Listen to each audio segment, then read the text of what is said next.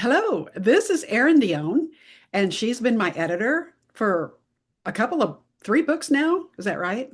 I think Yeah. so, yeah. And then also Maria's books too. Yeah. So anyway, she's going to talk to us today about books in general, not necessarily about editing. And why don't you first off introduce? Oops, I'm losing my computer. I'm on a hill. Um, maybe talk about your books and the things that you've written. Also, she's a teacher. Are you a professor? Is that right? I am. I'm a Yes. full professor at an art school north of Boston. Cool. So maybe just tell a little bit about what else you do, and let's get to know you as a person. Sure. Thank you so much for having me, Kathy. I'm thrilled to be here and talking to you and your audience of readers and teachers and book lovers. So I am a professor at an art school called Montserrat College of Art. It's north of Boston in a little town called Beverly. It's near Salem. And I've been there for almost 25 years teaching creative writing. And all of my students are visual artists. So it's a really creative environment, and it's a place where there's always new ideas and new exciting things to work on. So I love my day job. And then to kind of wear a different hat, I'm also a multi-published children's book author. I publish picture books, I publish chapter books for first, second, third graders, and then I also write books for middle schoolers, the middle grade category. I haven't written YA yet. I used to say I won't, but you never know what will come up. And then I also write cozy mysteries for adults under a Oh, pseudonym. So I oh, what's cover your kind of pseudonym? it's Mina Allen, MinaAllan. Okay. So I kind of run the gamut, and all of it is sort of centered around this idea of I love to tell stories. I love to help other people tell stories. And for me, the most enriching and exciting part of my day is getting to work with story. Okay.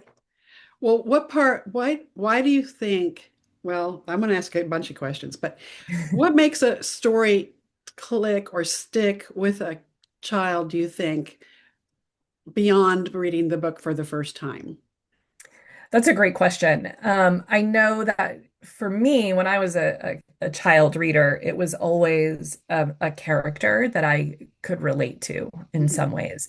When I go into schools or talk to kids about writing, I always tell them that about my favorite books when I was a kid, and I loved Harriet the Spy, I loved The Westing Game, and I loved the John Bellairs House the Clock in Its Walls novels. I liked a little bit of danger because I was not a kid who ever got in trouble, so I could like get my danger fix through books. Um, and I liked a little bit of spooky because again, like, my world was very safe, and so to be scared in a book was like perfect for me. Um, and so now, as an author, when I'm thinking about my books and I'm thinking about my readers, I want to make that character as relatable as possible. So I'm really trying to get specific. And this is also kind of what I tell my writers is the more specific you can be with, creating a character and really understanding who they are. Ironically, the more people connect with that character because they have more sort of entry points. Hmm. So my character Moxie in my book Moxie and the Art of Rule Breaking, um, she loves math, not me. That was not like me at all. Um, but she also is really attached to her family, which, definitely was me as a kid. She has a little bit of an adventurous spirit, which I did not have, so that was really fun. And so just trying to find these, making the character multifaceted, and feel real. I think that for me is my goal. I'm not a plot-based writer. For me, most of my books start with a character. Hmm. And so that's where I can kind of sink my teeth into, and hopefully the reader will as well, or at least certain types of readers. Hmm. Okay. So Yeah, I think my favorite book was that Adventures of Perrine, which was written in the 1800s, and it was just the character. It was Yes. Perrine or Perrine, however you want to say it. And she was the I wanted to be like her. Yeah, she Yes. was A little like, bit aspirational, right? Like a yeah. great book is a little So that was aspirational. affected me so much. That's why I wrote my first book, is because I wanted to Wow. write another book similar to that for today, although even though it's still based in the 1800s. But I love anyway, that. yeah, I didn't want to talk about cell phones and internet and stuff like that. Leave it all out. But anyway, so we talked about character over plot already, so that's good.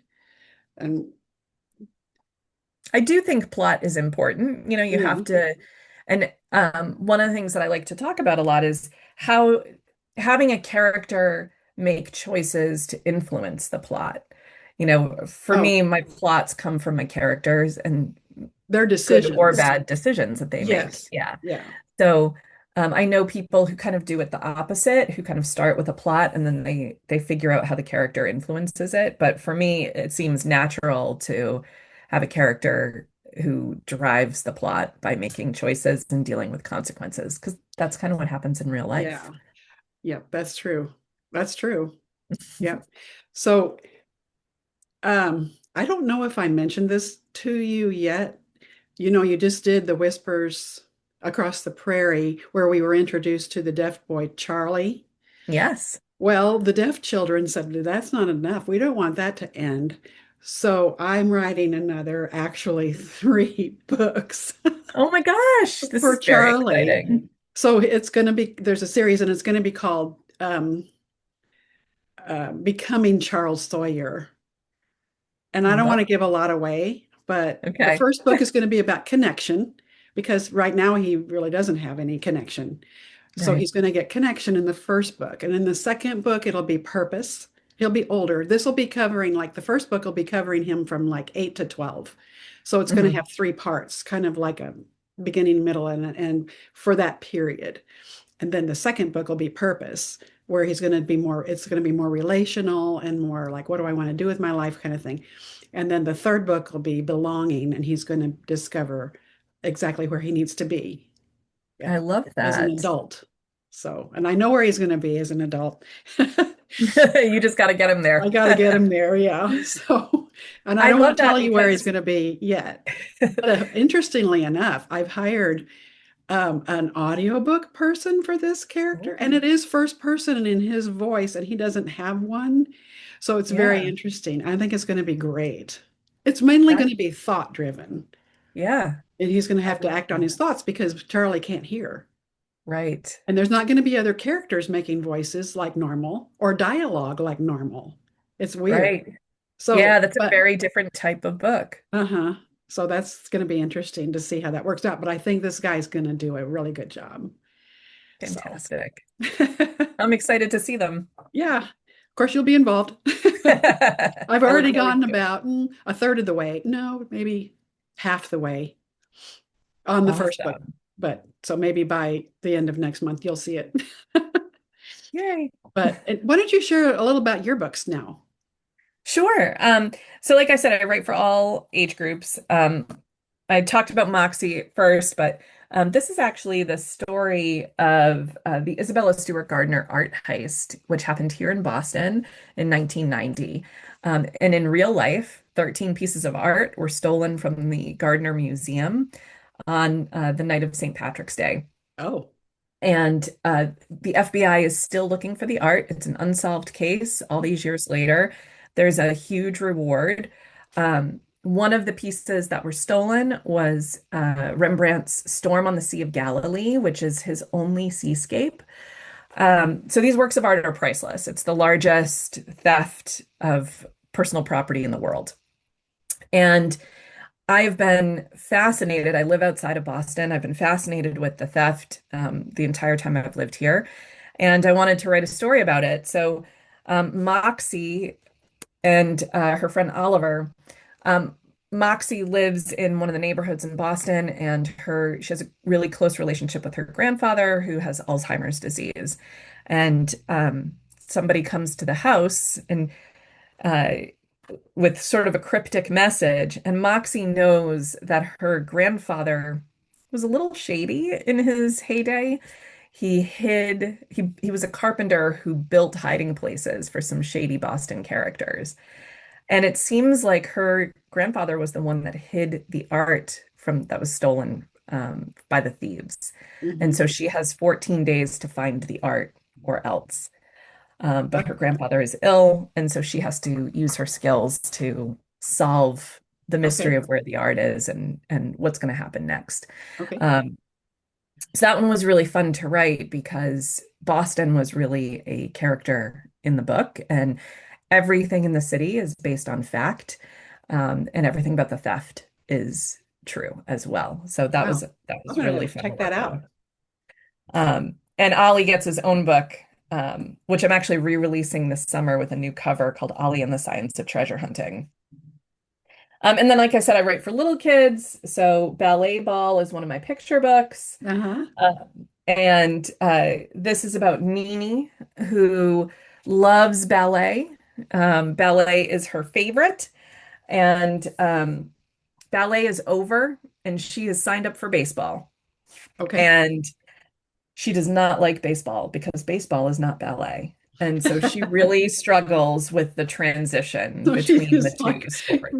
doing little dance steps to the first base Yes. in the So position head. she has to kind of figure out some ways, her coach helps her figure out some ways that baseball and ballet are connected. Okay. So that's really, for kind of like 4 to 7 year olds. Hmm. I know for my kids, transitions were hard. How And many kids so do you have? I have two. Okay. My daughter just graduated from high school, and my son is an eighth grader going into high school next year. So Okay. we ran the gamut with, all Yeah. the things, Okay. transitions. And then my books for early readers, second, third graders, are the Shiver by the Sea books. And kind of like me, Shiver by the Sea looks a little scary on the outside. It's about this one's Bella and the vampire and the werewolf. Um, Uh-huh. but they're what I call sweet scary. Bella and her mom move to Shiver by the Sea, Massachusetts, after her parents are separated, and her mom's going to reopen the town movie theater. And so uh, Bella finds out that Shiver by the Sea, the magic is real. There's a little bit of magic in the town. The flowers always bloom. There's never any traffic. It rarely rains, but monsters are real there too. And so she finds a bat in the old movie theater, and it turns out that he's a vampire who's a child who's lost from his parents. And these vampires don't drink blood, they drink something else. Um, and so she has to help uh, this little kid find his way home. And it helps her kind of figure out how to make Shiver by the Sea her new home. And then in The Werewolf, she fosters a puppy for the weekend, Hmm. and the puppy is a little naughty at night and gets a little bigger at night. And so she discovers that maybe there's something unusual about this dog, Uh-huh. and how, you know, how do you relate to something that's very different from you? So there are 3 books in that series right now. Yes, I So thought there was another one. There was another one before those. these are the first 2, and then there's Creature from the Gloppy Green Pool, which Oh, is kind of like the creature from the Black Lagoon. They're all inspired by those early Universal movie monster movies. uh-huh. So they're funny and sweet and not very scary. Okay. But they were a lot of fun to write, and there's adorable illustrations in there Yeah. as well. So I do, try to write for lots of different audiences of kids and lots of different interests. Hmm. Um, and it's the best job in the world to be Yeah. able to write Yeah. books for kids. I think it's such a privilege. Why do you Because think stories matter today for kids? Mm. oh, I think they matter more than ever. And it's a little alarming to me at the way that our reading rates are falling. I Mhm. think stories are so important because empathy is learned, it's not innate. And so a story is actually a gateway for kids learning how to be more empathetic and put themselves in other people's shoes and understand um, experiences that they don't have, or maybe experiences that they are having and they don't know how to put words to it. So I think that that's hugely important. Hmm. Um, I also think that obviously stories are an escape. And that's okay. Like I think sometimes we think, oh, kids have to learn when they read, but we as adults read for pleasure too. And I want kids to feel like a book is a joy, not a chore. Hmm. Right. So having a book that captures their imagination and, Hmm. they are gonna benefit, in different ways from story, I think is really Yeah. important. Um, and it helps us be a more thoughtful society. When you read, you're engaging your critical thinking skills.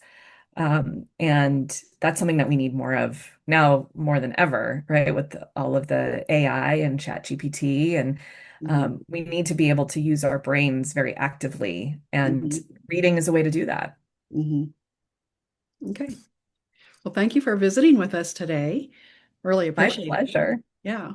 And well, I guess I'll be speaking with you soon and we'll get this put up and hopefully some people will check out your books and if they I would need an love editor that. and maybe they'll check you out too. Thank you so much. Thank This was you. great. Have a good day. You too. Bye. Bye-bye.